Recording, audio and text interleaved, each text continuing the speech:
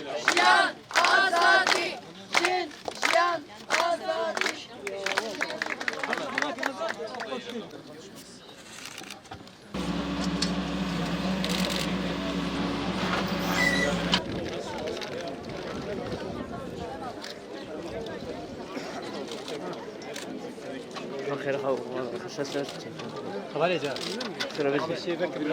Hacı hanım disayro dilemiş evde dayka müket biraminen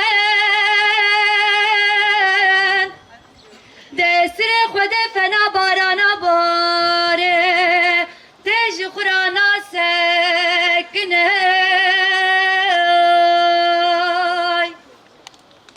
de hey vaqdaye garibim daye de hey vaqdaye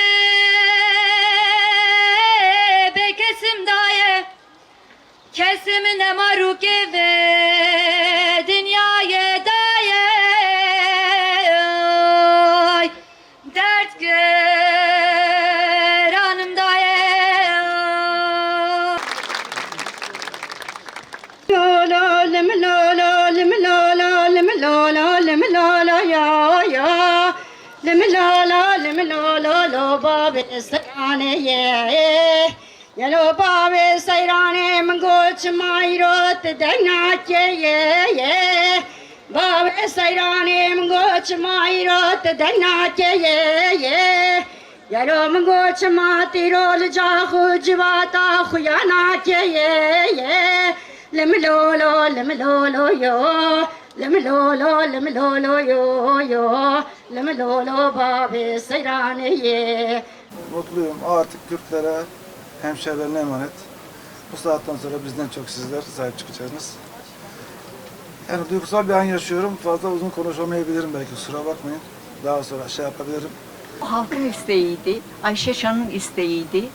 O hasreti bana göre bugün dindi. Annesinin kucağına verdik. Kürt halkının kucağına verdik.